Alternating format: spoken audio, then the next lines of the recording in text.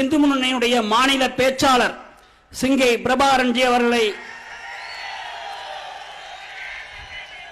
மாநாட்டு உரையாற்ற அன்போடு அழைக்கின்றோம்.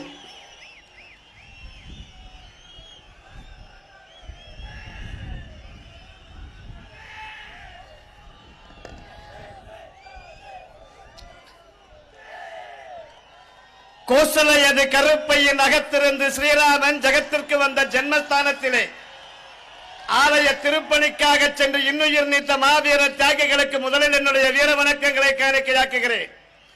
இந்து மதம் காக்க இன்னுயிர் நீத்த வீர தியாகிகளுக்கு என் வணக்கம். விரிசடை மாகாளி என பாரதி வியந்து பாடிய புனிதமான இந்த பாரத தாய்க்கு என் வணக்கம்.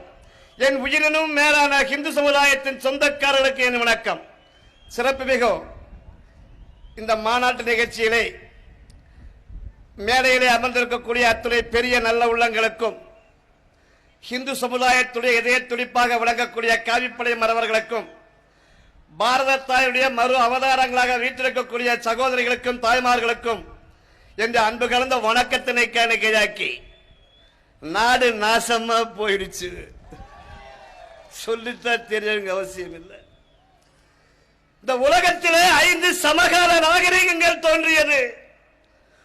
மோசடி மதம் மாற்றத்தின் விளைவு